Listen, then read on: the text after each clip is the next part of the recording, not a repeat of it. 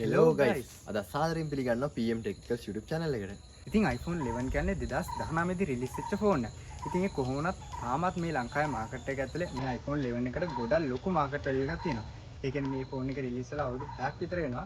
ඒක වුණත් තාමත් ගොඩක් දෙනෙක් මේ ෆෝන් එක මිලදී ගන්නවා. ඉතින් රිලීස් වෙලා අවුරුදු 6ක් ගිහිලත් මේ ෆෝන් එක තාමත් මෙච්චරටම කට්ටිය මිලදී ගන්න තරම් මේ ෆෝන් එක විශේෂ වෙන්නේ ඇයි? ඉතින් අපි අද සම්පූර්ණයෙන්ම කතා කරමු මෙන්න මේ iPhone 11 එක ගැන. නේද?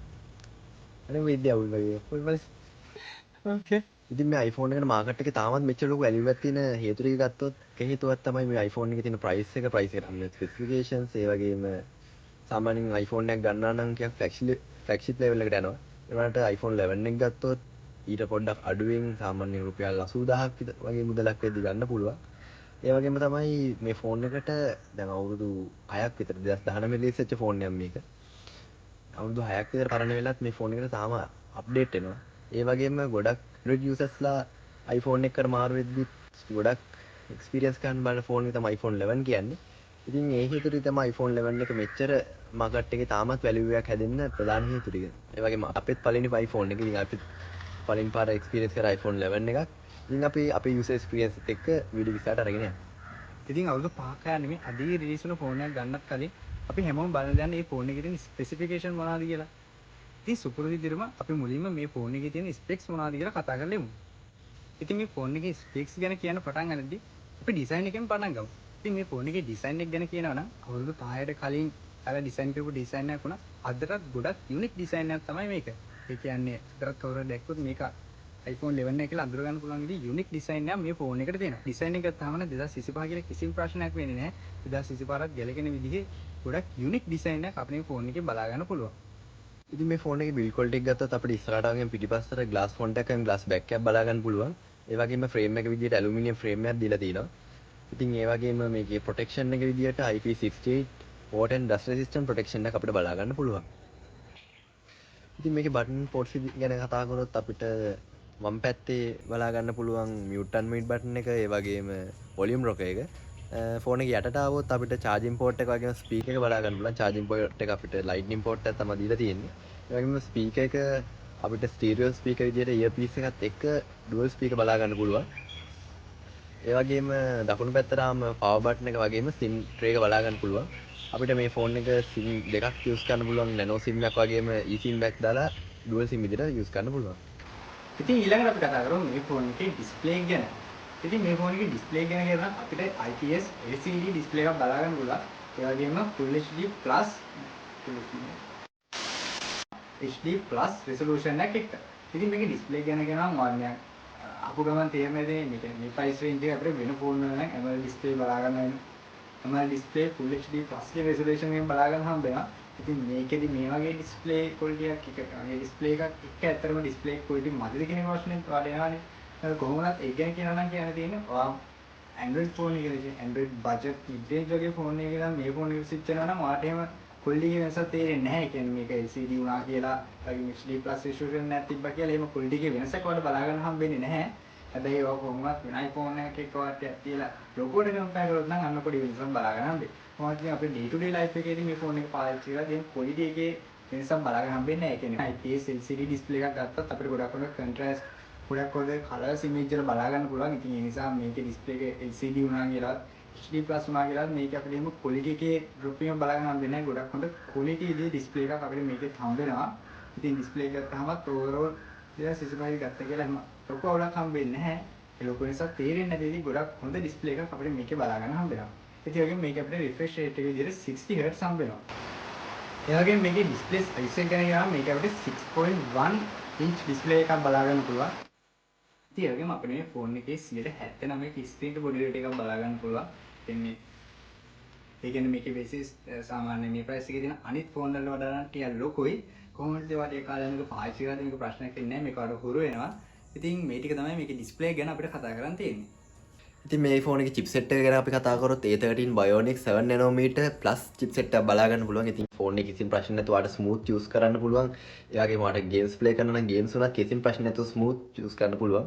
ඉතින් මේ ෆෝන් එක slow වෙන්නේ battery health එක අඩු වෙද්දී ඒක iPhone users ලා දන්නවා. ඉතින් Android එකෙන් iPhone වලට switch වෙන කෙනෙක් නම් ඒක පොඩ්ඩක් දැනගන්න එක හොඳයි කියලා හිතුණා. ඉතින් ඒ වගේම මේ ෆෝන් එකේ බැටරි එක 3110ක මිලිඇම්පියර් බැටරියක් බලා ගන්න පුළුවන්. ඉතින් ඇවරේජ් එක charge එකකින් පැය 5ක් වගේ දාගන්නකො. ඉතින් මේක OS එක පැත්තට ආවොත් දැන් තියෙන latest iOS 18 එක බලා ගන්න පුළුවන්. ඉතින් Apple සමාගම announce කරලා තියෙන විදිහට ඊළඟ අවුරුද්දේ iOS 19 එකත් මේකට එනවා. ඒක තව අවුරුදු දෙක තුනක් ඉස්සරහට කිසිම ප්‍රශ්න නැතුව යූස් කරන්න පුළුවන්. ඉතින් ඒ වගේම මේ ෆෝන් එකේ කැමරා සිස්ටම් එක ගැන කතා කරනවා නම් මේ ෆෝන් එකේ හයිලයිට් වෙන්නේ මෙන්න මේ කැමරා සිස්ටම් එක. ඒ කියන්නේ ඇත්තටම මේ ප්‍රයිස් රේන්ජ් එකේ බ්‍රෑන්ඩ් නිව් හරි සෙකන්ඩ් හෑන්ඩ් හරි මොන විදිහට ගත්තත් මේ කැමරා සිස්ටම් එකට ගහන්න මේ ප්‍රයිස් රේන්ජ් එකේ කැමරා එකක් නැහැ. ඒ කියන්නේ දැන්ට මේ ප්‍රයිස් රේන්ජ් එකේ ලංකාවේ මාකට් එකේ හොයාගන්න තියෙන හොඳම කැමරා සිස්ටම් එක තියෙන ෆෝන් එක තමයි මෙන්න මේක. ඉතින් ඒ කියන්නේ ඇත්තටම මේකෙන් ගන්න ෆොටෝස් ගොඩක්ම ක්වොලිටි. ඒ කියන්නේ iPhone ගිහම කොහොමත් ක්වොලිටි. ඊටතරුන් මේ ෆෝන් එකෙන් ගන්න ෆොටෝස් වීඩියෝස් ගොඩක්ම ක්වොලිටි. ඉතින් මේ ෆෝන් එකේ කැමරා ස්පෙක්ස් ගැන කියනවා නම් අපිට රියර් කැමරා සෙටප් එකේ විදිහට ඩුවල් කැමරා සෙටප් එකක් හම්බ වෙනවා. ඉතින් මේකෙදි අපිට හම්බෙන්නේ මේන් ලෙන්ස් එක විදිහට වයිඩ් ලෙන්ස් එකක් වගේම සෙකන්ඩරි ලෙන්ස් එක විදිහට අල්ට්‍රා වයිඩ් ලෙන්ස් එකක්. ඉතින් කොහොමද මේ ලෙන්සස් දෙකම 12 මෙගාපික්සල් ලෙන්සස් දෙයක්. ඒ වගේම සෙල්ෆි කැමරා පැත්තට ගියොත් එහෙම අපිට ඒකේ 12 මෙගාපික්සල් වයිඩ් කැමරා ලෙන්ස් එකක් බලා ගන්න පුළුවන්. ඒ වගේම මේකේ Face ID විදිහට වැඩ කරන්නේ මෙන්න මේ සෙල්ෆි කැමරා එකමයි. දන්නවා iPhone X එකෙන් පස්සේ අපිට fingerprint ආවේ නැහැ. Face ID විතරයි. ඉතින් මේකෙත් fingerprint එන්නේ නැහැ. ඒ වගේම සෙල්ෆි කැමරා එක Face ID විදිහට වැඩ කරනවා. ඉතින් Face ID එක ඔයාලා නේ A few moments later.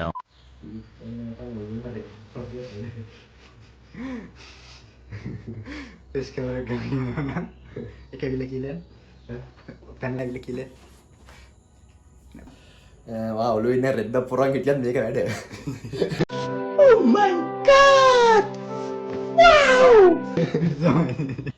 ඉතින් මෙන්න මේ ෆොටෝ සාම්පල් එකෙන් ඔයාලට මේකේ ෆොටෝ ක්වොලිටි කොහොමද කියලා බලා ගන්න පුළුවන්.